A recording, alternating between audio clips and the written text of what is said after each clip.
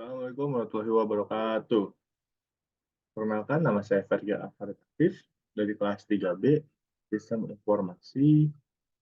Oke, pada kali ini saya ingin melakukan perbaikan membuat video perbaikan UAS dari mata kuliah Sistem Akuntansi dan Keuangan. Oke, kita mulai aja ke subbabnya, teman-teman. Nah, yang akan saya bahas pada video kali ini adalah pembayaran elektronik. Nah, masuk aja, teman. Pembayaran elektronik. Apa sih itu pembayaran elektronik?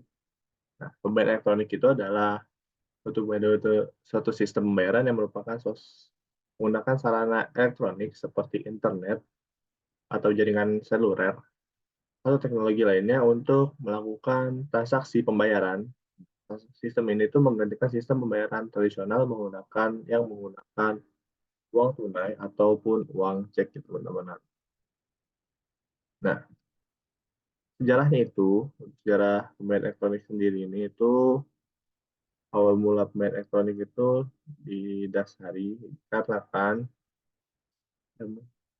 dimulai pada tahun 1950-an. Nah, dengan pengembangan kartu kredit oleh perusahaan seperti Diners Club dan American Express di Amerika, kemudian mesin EFT atau Electronic Funds Transfer diperkenalkan pada tahun 1960-an. Jadi, Pak, untuk memproses transaksi elektronik antar bank. Nah, jadi mesin ini itu diciptakan, jadi ada mesin EFT ini atau Electronic Fund Transfer ini diperkenalkan pada tahun 1960-an untuk memproses transaksi elektronik di antar bank. Jadi kita sudah bisa mentransfer dana kita antar bank itu. Nah, pada tahun 1970-an, kartu debit dan mesin ATM atau Automated Teller Machine itu memungkinkan penarikan uang tunai dan pembayaran elektronik langsung dari rekening bank. Jadi kita nggak perlu ke banknya langsung, tapi kita bisa langsung di ATM itu untuk melakukan penarikan ataupun pembayaran elektronik. Jadi pada tahun 90-an itu kita ada terjadi perubahan seperti itu.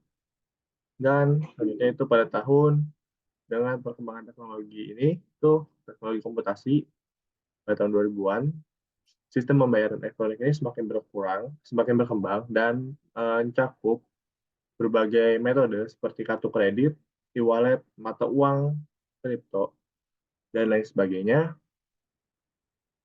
Nah, jadi sampai menjadi seperti sekarang, pembayaran elektronik seperti yang kita kenal sekarang.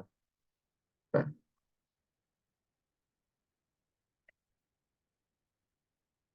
untuk pembayaran elektronik ini juga itu terbagi menjadi beberapa jenis, itu teman-teman. Pembayaran elektronik ini juga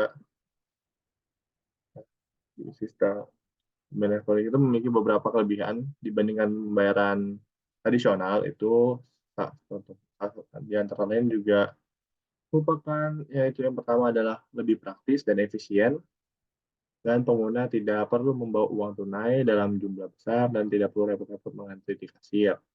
Nah, juga lebih aman dan lebih cepat juga, teman-teman. Dan contoh dari pembayaran elektronik itu bisa berupa banyak sebenarnya. Yang pertama itu adalah kartu kredit. Jadi kartu kredit juga diterbitkan oleh bank dan lembaga keuangan lainnya untuk dapat digunakan untuk pembayaran di berbagai merchant gitu. Jadi kartu kredit ini diciptakan untuk meningkatkan lagi pembayaran melalui elektronik. Jadi kita tidak perlu melakukan cash lagi menggunakan kredit. Dan selain kartu kredit juga ada yang selanjutnya ada debit. Kartu debit, debit ini itu kartu yang diterbitkan oleh bank atau lembaga keuangan lainnya, dan kurang lebih sama fungsinya melakukan pembayaran dan bisa langsung menarik uang dari rekening nasabah.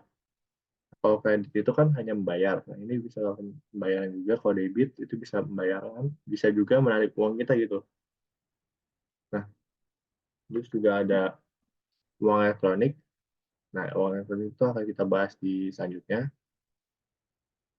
Nah, ini juga ada transfer bank, dalam proses pengiriman uang dari salah satu rekening bank ke bank lainnya, dan juga pembayaran online juga. Nah, itu berdasarkan itu adalah contoh dari pembayaran elektronik ya teman-teman. Berdasarkan jenisnya juga pembayaran elektronik ini dibagi menjadi dua. Pembayaran ini dibagi menjadi dua jenis dalam sistem pembayaran itu adalah pembayaran offline. Pembayaran elektronik offline ini adalah pembayaran offline adalah pembayaran yang dilakukan tanpa menggunakan internet. Contohnya pembayaran offline membayar kartu kredit, debit, dan uang elektronik. Jadi tinggal tinggal apa ya, tinggal gesek lah kalau buat kartu debit dan kartu kredit. Jadi tidak perlu, jadi kita langsung datang ke tempatnya, kita bayar di tempat gitu teman, untuk bayar yang secara offline ini. Nah, terus juga ada pembayaran secara online. Nah, pembayaran secara online ini itu adalah pembayaran yang dilakukan dengan menggunakan internet. Atau untuk pembayaran elektronik online ini adalah pembayaran melalui situs web atau aplikasi e-commerce. Jadi kita membeli barang dan kita bayarnya itu secara online gitu teman-teman. Jadi kita menggunakan aplikasi pihak ketiga. Pihak ketiga. Jadi kita melakukan transaksinya sama-sama dengan pihak ketiga, tapi ini melakukan secara online. Jadi contohnya itu menggunakan, kita beli barang di Shopee, terus barang di Shopee kita beli.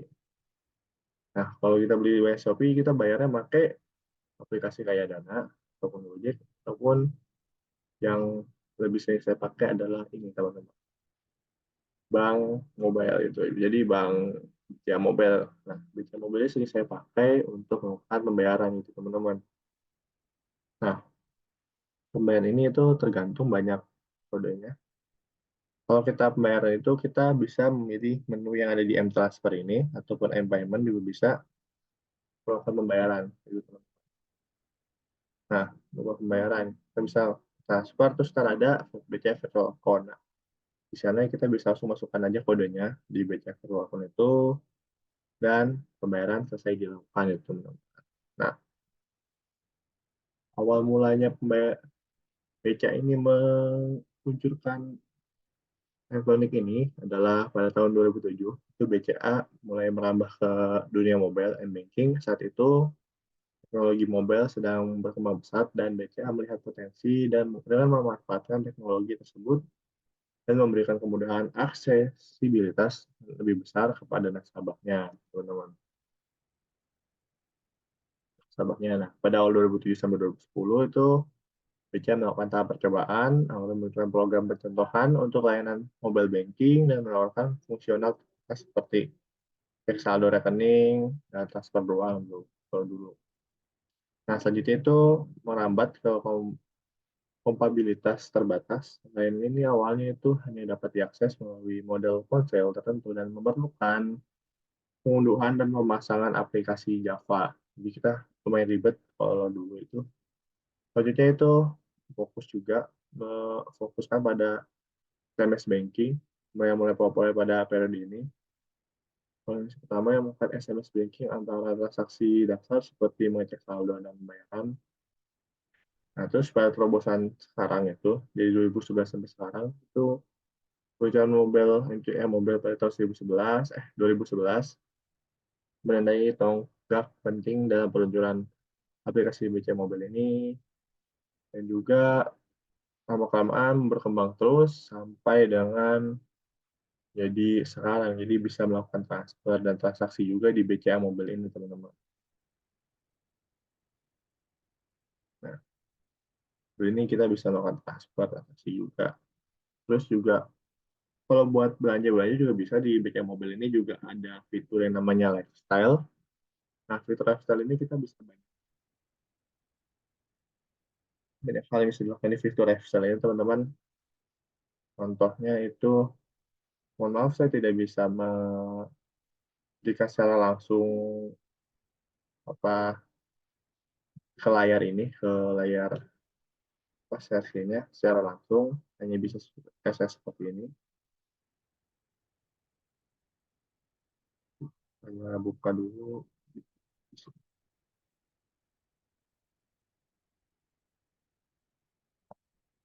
Nah, ini kan nanti kan kalau kita misalnya bayar di Shopee, kita masuknya ke M-Transfer ini, teman-teman. Ini itu kita bisa langsung dari sini nih, teman-teman. langsung dari paspor ini gitu teman-teman. Jadi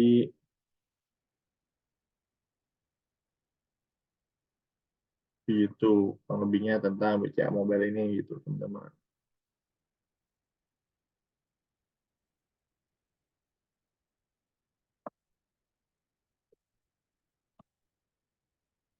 Tuh. Nah, terus kalau kita mau belanja juga bisa lewat juga yang di BCA Mobile ini, kita bisa melakukannya lewat lewat fitur yang ada di BCA Mobile. Itu juga ada fitur yang namanya QRIS, jadi kita tinggal scan aja di BCA Mobile ini dengan fitur yang namanya QRIS yang di sini nih teman-teman. Fitur ini QRIS ini kita bisa melakukan berbagai macam hal di QRIS, bisa langsung transaksi, tinggal di scan dan akan langsung muncul transaksi yang dibutuhkan gitu teman-teman.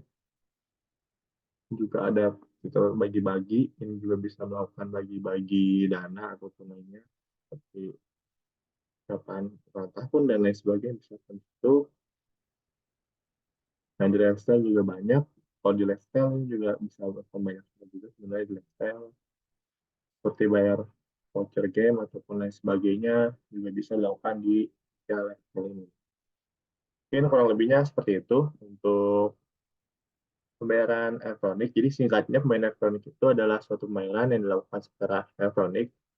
Nah, kali ini saya mencontohkannya menggunakan bank BCA gitu teman-teman. Lebih seperti itu untuk pembayaran elektronik. Kurang lebihnya mohon maaf. Wassalamualaikum warahmatullahi wabarakatuh.